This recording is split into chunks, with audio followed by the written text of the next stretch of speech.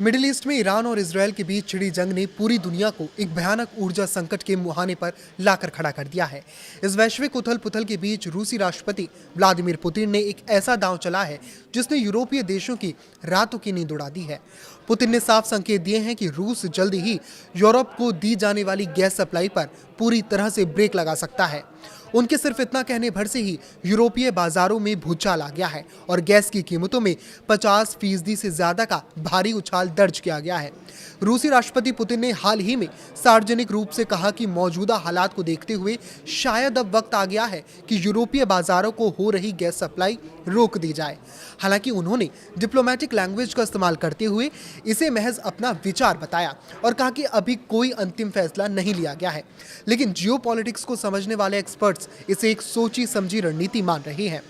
Putin का तर्क है कि यूरोप लगातार रूस पर नए प्रतिबंध थोपने की योजना बना रहा है, जबकि रूस के पास अब गैस बेचने के लिए नए और बड़े बाजार खुल चुके हैं। जब मिडिल ईस्ट की वजह से दुनिया भर में सप्लाई चेन बुरी तरह चरमराई हुई है, तब पुतिन का ये बयान सीधे तौर पर यूरोप को घुटनों पर लाने की एक कोशिश के रूप में देखा जा रहा है। यूरोप में गैस की कीमतों के आसमान छूने को एक बड़ी वजह हॉर्मुज स्ट्रेट का मौजूदा संकट भी माना जा रहा है। ये दुनिया का वो अहम समुद्री रास्ता है जहां से करीब 20% LNG और कच्चे तेल का व्यापार होता है।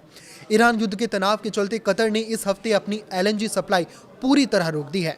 ये यूरोप के लिए एक बड़ा झटका है, क्योंकि कतर अकेले यूरोपियन यूनियन की 6% गैस जरूरतों को पूरा करता है।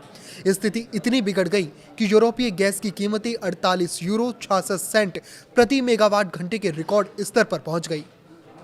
50% से ज्यादा की इस अचानक वृद्धि ने यूरोपियन यूनियन के गैस और ऑयल ग्रुप्स को स्थिति का जायजा लेने के लिए इमरजेंसी बैठकें बुलाने पर मजबूर कर दिया है।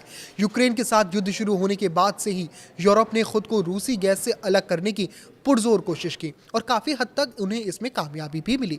मौजूदा समय में नॉर्वे 30% और अमेरिका 58% LNG के साथ यूरोप के लिए ऊर्जा के लिए सबसे बड़ी सप्लायर बनकर उभरे हैं।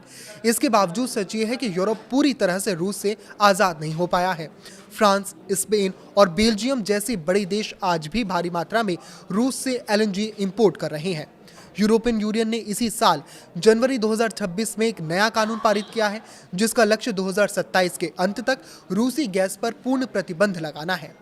पश्चिमी देशों के लगातार प्रतिबंधों का सामना कर रहा रूस अब अपनी रणनीति बदल चुका है। उसने अपनी गैस सप्लाई का रुख चीन, भारत और बाकी एशियाई देशों की तरफ मोड़ दिया है।